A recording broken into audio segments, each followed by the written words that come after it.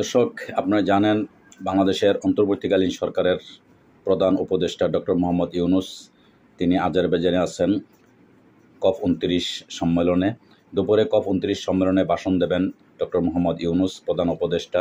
Doctor Mohammad Yunus বুধবার conference of the পার্টির 29 COP29 এ ওয়ার্ল্ড লিডার্স ক্লাইমেট অ্যাকশন সামিটের উদ্বোধনী অধিবেশনে ভাষণ দেবেন। প্রধান উপদেষ্টার প্রেস উইং জানিয়েছে, ডক্টর মোহাম্মদ ইউনূস বুধবার বাংলাদেশ সময় দুপুর 1:30 থেকে বিকাল 3টার মধ্যে COP29 world leaders climate action সামিটের উদ্বোধনী অধিবেশনে ভাষণ দেবেন। আজারবাইজানের রাজধানী বাকুতে মঙ্গলবার 11 নভেম্বর COP29 সম্মেলন শুরু হয়। অধ্যাপক ইউনূস জলবায়ু সম্মেলনে যোগ দিতে চার দিনের সফরে এখন বাকুতে রয়েছেন।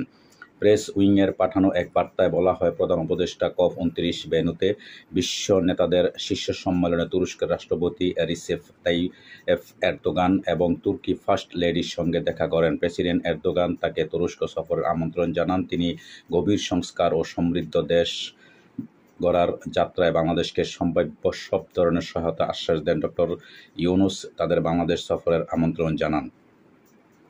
দর্শক, আপনারা জানেন যে আজকে ডক্টর মোহাম্মদ ইউনূস তিনি আজারবাইজানে আজকে দুপুরে 1:30 থেকে 3টার মধ্যে ভাষণ দিবেন। দেশের সমসাময়িক বিষয় নিয়ে কথা বলবেন। তো আপনারা দেখার আমন্ত্রণ অবশ্যই রইল। ভালো থাকবেন। আল্লাহ হাফেজ।